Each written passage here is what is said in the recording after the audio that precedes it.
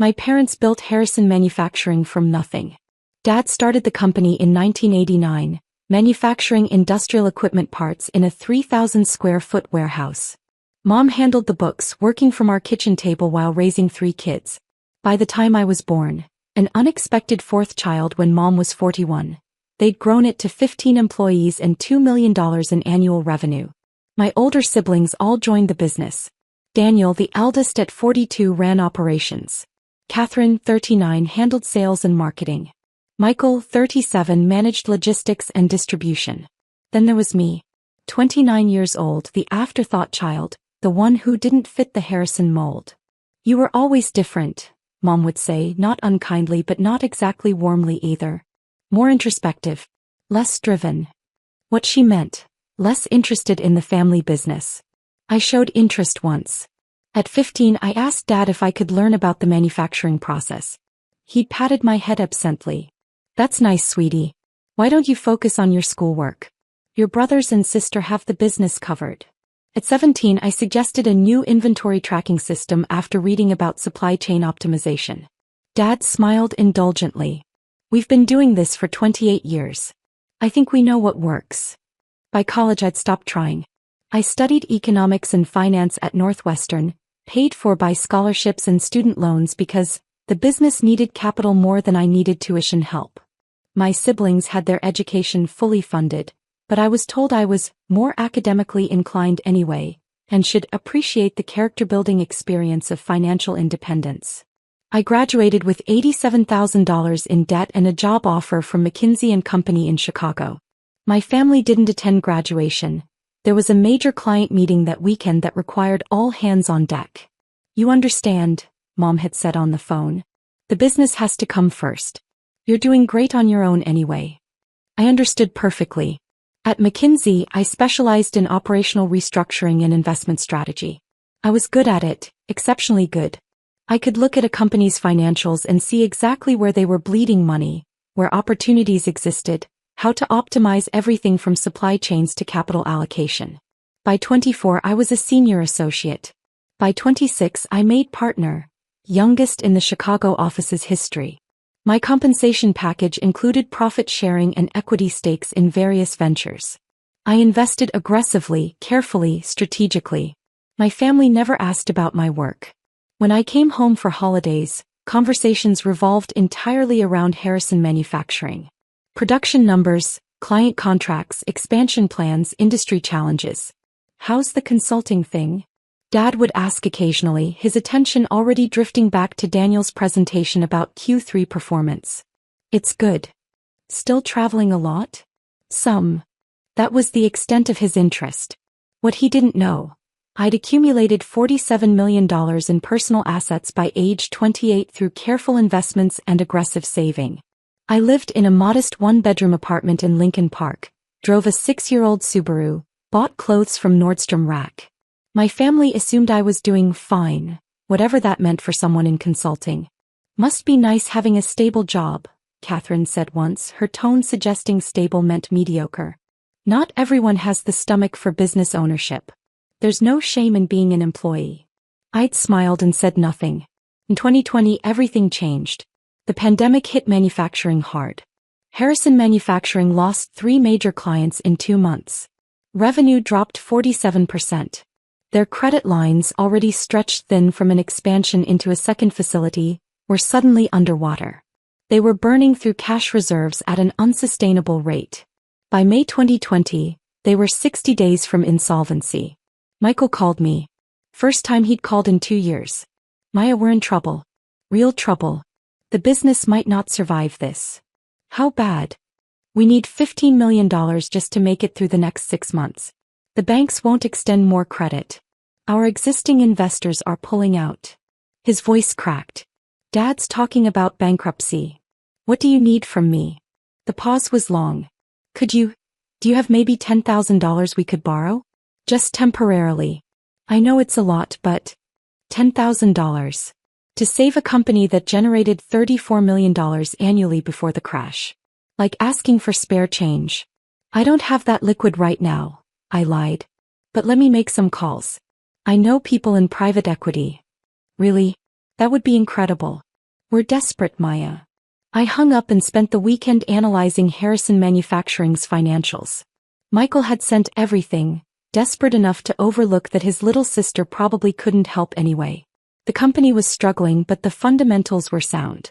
Good client relationships, solid reputation, quality products. The problem was cash flow and leverage, not the core business model. With proper capital injection and strategic restructuring, they could not only survive but thrive. I drafted an investment proposal through a private equity firm I'd been consulting with, Meridian Capital Partners. I structured it carefully. $30 million in capital injection in exchange for 51% equity and 3 board seats out of 5. The family would retain operational control and generous salaries, but all major strategic decisions would require board approval. My approval, though they'd never know it. Meridian Capital Partners was my entity. I'd established it 2 years earlier as a personal investment vehicle, named after the street where I'd grown up. Nothing obviously connected to me. Different address, corporate structure, layers of legal separation. I presented it to Michael as investors I know through work. The family was thrilled. Saved from bankruptcy, able to keep running the business, only giving up some equity to faceless investors who'd probably stay hands-off anyway. Dad announced it at a family dinner in June 2020. We found capital. Maya connected us with some investors who believe in our vision. We're going to make it through this. Everyone congratulated him for his business acumen in navigating the crisis. Catherine praised his negotiation skills. Daniel raised a toast to Dad's leadership during impossible times. I sat at the end of the table eating my chicken quietly, saying nothing. "Thank you for the introduction," Mom said to me, her tone warmly patronizing. "It's nice that your consulting contacts came through. See, your work can be useful even if you're not in the family business." "Happy to help," I replied simply. For the next 3 years, I watched through quarterly board meetings and financial reports. The company stabilized quickly. By Q4 2020, they were profitable again. By mid-2021, they'd exceeded pre-pandemic revenue. By 2023, they were hitting $52 million annually with healthy margins. My family attributed this entirely to their brilliant management. Dad's strategic vision. Daniel's operational excellence. Catherine's sales prowess. Michael's logistics optimization. The quarterly board meetings were held remotely, which meant I participated through my attorney as proxy for Meridian Capital. The family dealt with him, not me. They thought I was still just Maya, the consultant, completely unaware I was actually reviewing every decision they made. They hired 12 new employees without board approval. Minor violation, but I let it slide. They gave themselves 18% raises. Also without board approval. I made a note but didn't interfere. They purchased new company vehicles. A BMW for Dad, a Mercedes for Catherine, and Audi for Daniel. Listed as company cars, but primarily used personally. Another violation, but still within acceptable parameters. Then they started planning a major expansion without consulting the board. A $22 million project to build a third facility in Tennessee. They'd been negotiating for 6 months, already put down a $2 million deposit, signed preliminary contracts. The first board meeting where it was mentioned was 2 weeks before they planned to break ground. My attorney called me. They're moving forward on a major capital project without board authorization. That's a clear violation of the investment agreement.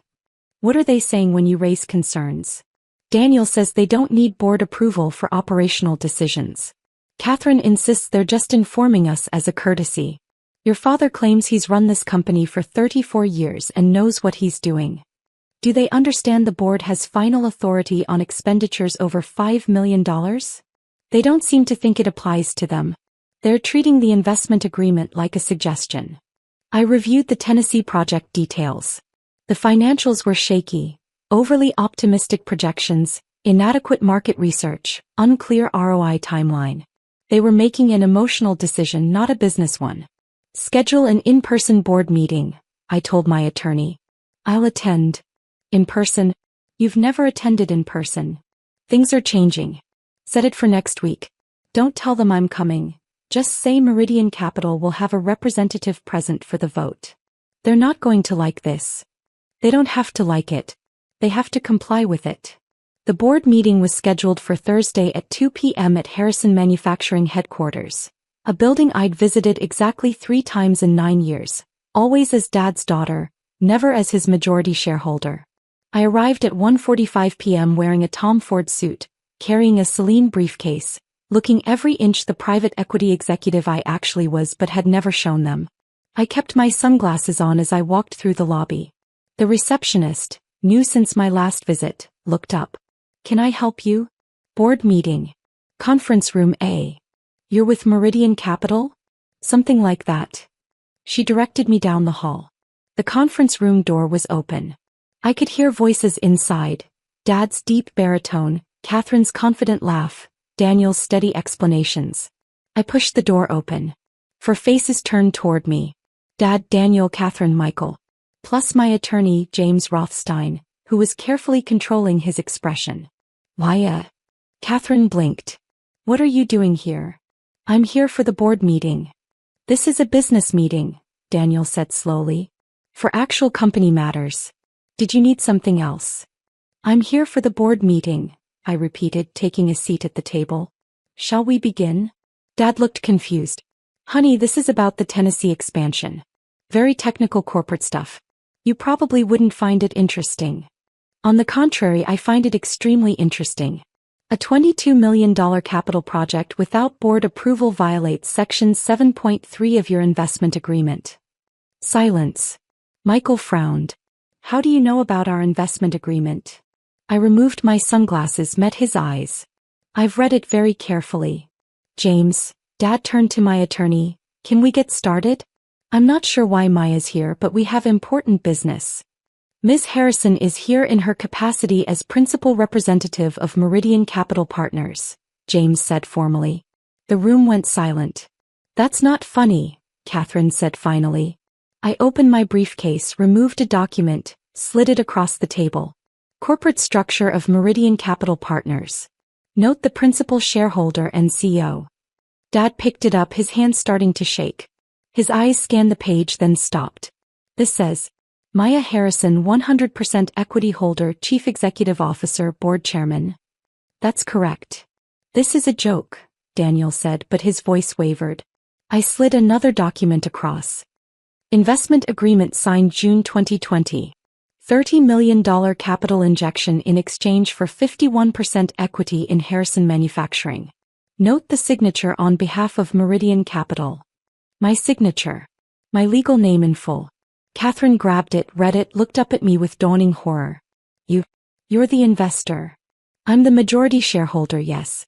And this board meeting is to discuss your unauthorized Tennessee expansion." "How?" Michael's voice was barely a whisper. "Where did you get $30 million? "I earned it. Through my consulting thing that you never asked about." Dad's face had gone red. "You've been lying to us for 3 years." "I've never lied once. I simply didn't volunteer information you never asked for. You assumed I was barely making ends meet in consulting. That assumption was yours, not mine. You let us think. I let you think what you wanted to think. Just like you let me think I wasn't important enough to fund my college education, or attend my graduation, or include in business discussions. Everyone makes assumptions." James cleared his throat. "Perhaps we should address the Tennessee project?" "Yes," I said crisply. "The $22 million expansion you've planned without board authorization. Walk me through the projections." Daniel, still in shock, mechanically opened his presentation. He went through the numbers, the market analysis, the timeline. I listened for 20 minutes, then held up my hand. "Stop. Your market analysis is based on 2019 data. Your competitor assessment ignores 3 new manufacturers that opened in the Southeast since 2021. Your labor cost projections are 22% below current market rates. And your timeline assumes permit approvals in 90 days when the Tennessee average is 6 months. How do you?" "Because I'm good at my job. This project is structured will lose money. Minimum $4 million in the first 2 years, possibly more." "You don't understand our industry," Dad said, finding his voice. "We've been in manufacturing for 34 years.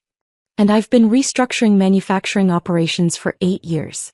I've consulted on 47 projects exactly like this. 31 succeeded, 16 failed. This one, as planned, would fail. Catherine leaned forward. So what do you suggest? Cancel it. No. Restructure it. Smaller initial facility, phased expansion, revised labor strategy, updated vendor contracts. I have a revised proposal that makes this project viable. I slid a deck across the table. 40 pages of detailed analysis, revised projections, implementation timeline. I'd prepared it over 3 days. They read in silence. This would work, Daniel admitted finally. It's more conservative, but the numbers are solid. It would also cost $14 million, not $22 million. Which means we can fund it without additional capital raises. What about the deposit we already paid? Michael asked.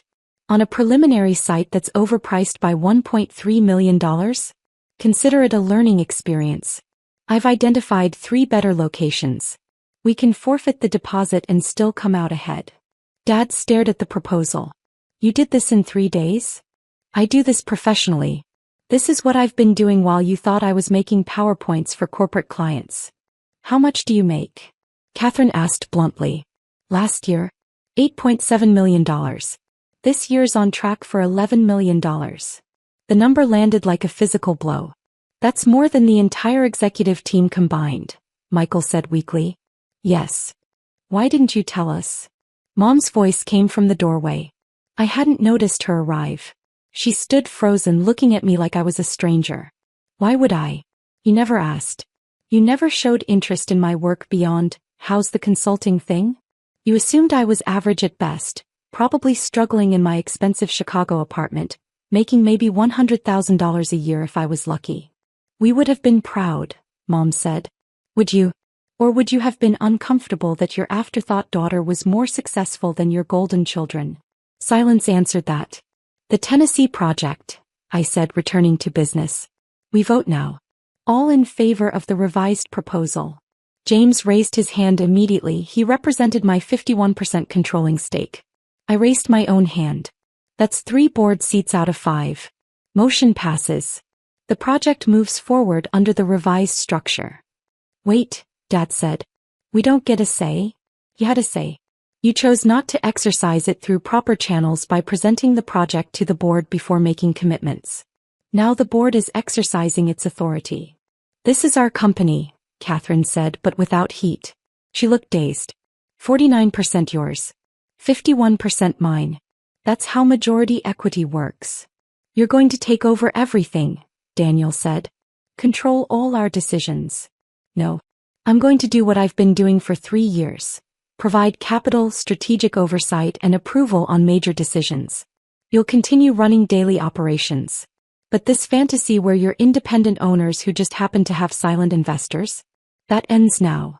Because of one mistake? Michael asked. Because of 3 years of mistakes that I've been monitoring and allowing because they weren't catastrophic. The unauthorized hiring. The excessive executive compensation. The personal use of company vehicles. The travel expenses that were 40% personal. I've watched all of it. Dad's face went from red to white. I let it slide because the company was performing well and the violations were technically minor. But the Tennessee project crossed a line.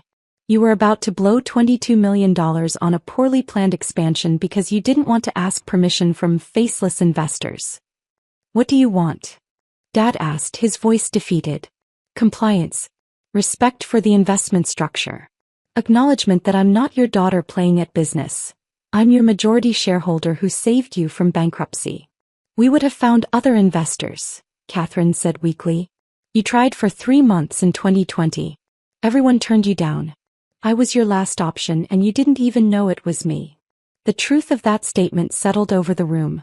The Tennessee project moves forward under the revised plan, I continued. But there will be changes to prevent future violations. Monthly board meetings instead of quarterly. All expenditures over $50,000 require advance approval. Executive compensation will be tied to performance metrics.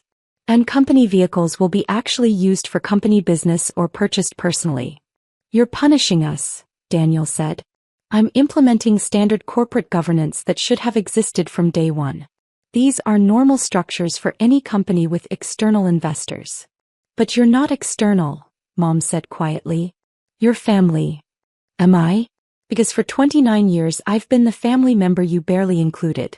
The one not worth funding through college. The one whose career was nice, but not interesting enough to ask about. The one who didn't fit the Harrison mold. That's not fair, Catherine protested. Neither was assuming I had nothing to offer. Neither was dismissing my suggestion about inventory systems at 17. Neither was missing my graduation because the business came first. Neither was calling me stable instead of successful because I didn't join the family company. No one had a response. I stood gathering my materials.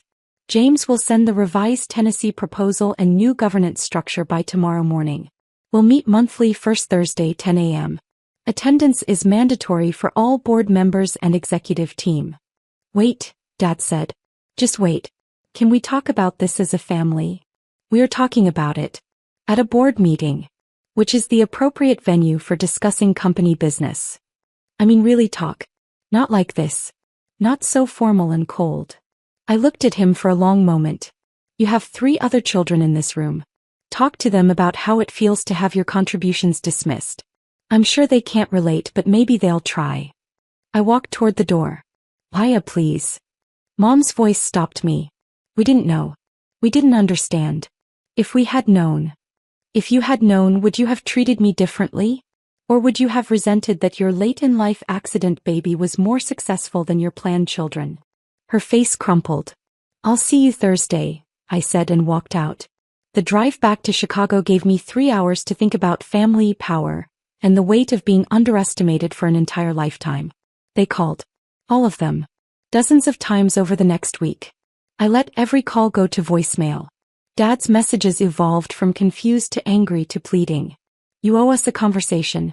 This is ridiculous. You're tearing this family apart. Please, Maya, just talk to us. Catherine's messages were defensive. You're being vindictive. This isn't about business, it's about revenge. We made mistakes, but this is excessive. Daniel's were analytical. We can work this out. Let's find a compromise. There must be a way to restructure this that works for everyone. Michael's were the most honest. I'm sorry. We were wrong. About everything. Please don't destroy what Dad built. I didn't respond to any of them. Thursday morning, I arrived at Harrison Manufacturing at 9:45 a.m. The receptionist recognized me this time. Ms. Harrison, they're waiting in the conference room. The entire executive team was present 15 minutes early. All of them looked like they'd lost sleep. I took my seat at the head of the table. No longer Dad's seat, but mine as board chairman. Let's begin. Daniel, operations report. The meeting lasted 3 hours. I asked detailed questions about every department, challenged every assumption, pointed out inefficiencies they'd overlooked. I demonstrated exactly how much I knew about their business, more than they did in many areas. By the end, they'd accepted my revised organizational structure, new approval processes and performance-based compensation model. One more thing, I said as we concluded. Family dynamics. Everyone tensed. This doesn't change outside the office. I'm still your daughter, your sister. But here in this building, I'm the majority shareholder and board chairman. Those roles don't conflict unless you make them conflict. How do we make this work? Dad asked quietly. By recognizing reality. I'm not the underachieving youngest child. I never was. I was the one you underestimated so completely that I ended up owning half your company without you realizing it. We're sorry, Mom said. Truly, deeply sorry. Sorry you were wrong or sorry for how you treated me? Both, she said and her voice shook. Both, Maya. I looked at each of them in turn. Here's what happens now. The business operates under proper corporate governance. You continue running operations, I provide strategic oversight. We meet monthly, maintain proper board structure, follow established procedures. And nobody makes jokes about my consulting thing, or my stable job, or treats my career like a cute hobby. Agreed, Dad said immediately. Outside the office we're family. But that means actual family, where my achievements matter as much as everyone else's. Where my graduation is worth attending. Where my work is interesting enough to ask about. Where I'm not an afterthought or a disappointment for not joining the family business. You were never a disappointment, Catherine said. I was always a disappointment. Just be honest about it. The daughter who didn't want to work with Dad, who studied finance instead of engineering, who moved to Chicago instead of staying local. I didn't fit your vision of family unity. She couldn't deny it. But here's the thing, I continued. I built something bigger than any of you while you weren't paying attention. I saved your company when you had nowhere else to turn. I've been protecting your business for 3 years while you thought I was making PowerPoints. And I did it all without asking for recognition, without demanding appreciation, without making it about ego. Why? Michael asked. Why save us if we treated you so badly? Because you're still my family. And because I could. I had the resources and expertise you needed, and despite everything, I didn't want to watch Dad lose his life's work. Even though we didn't deserve it, Daniel said quietly. Deserve has nothing to do with it. It was the right business decision.